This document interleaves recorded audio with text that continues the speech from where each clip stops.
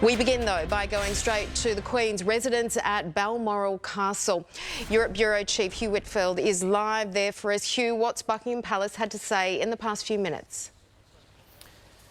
And the important thing to remember here is that it's very rare for us to get any update at all on the Queen's health. So the fact that we have this statement that's just come through is significant. I'll read it for you. It says, following further evaluation this morning, the Queen's doctors are concerned for Her Majesty's health and have recommended she remain under medical supervision. The Queen remains comfortable and at Balmoral. Unfortunately, that's probably the grimmest update on the Queen's health that we've ever received during her 70-year reign.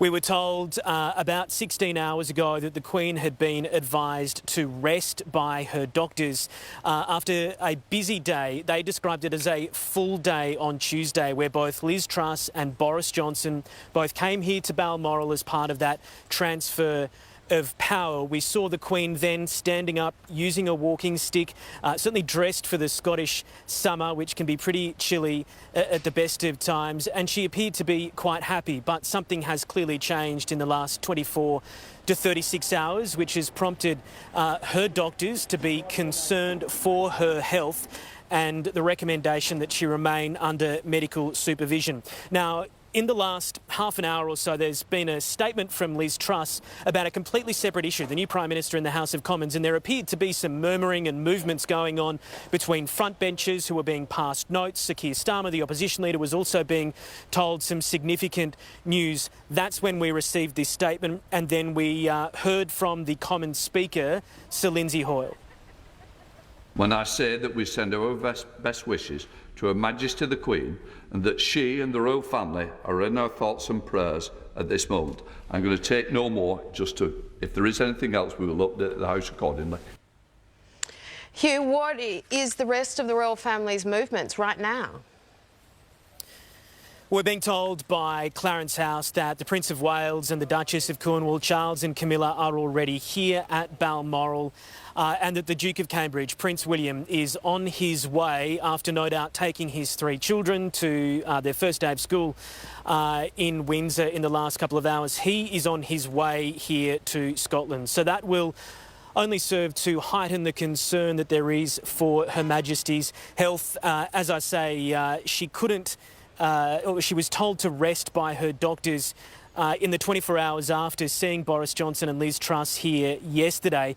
She was due to take part in a virtual meeting of the Privy Council that would have involved swearing in new members of Liz Truss's cabinet. So unfortunately, if the Queen is unable, she had COVID at the start of the year and during other periods where she may have been advised to rest. The fact that she's been unable to take in that is probably not a good sign. We do know that the Queen did go to hospital towards the end of last year. The palace essentially did try to keep that secret and were only really pushed into telling the public when a newspaper said they were going to publish it. And the Queen's health really started to go downhill around September, October last year when she returned from her summer holidays here in Balmoral. She carried out a flurry of engagements in the run-up to the COP26 summit in Glasgow, but eventually had to pull out of that summit, instead sending a recorded message. So with the Queen's health the way it is right now, I think there will be concern, but also some relatively practical issues that the royal family will need to face.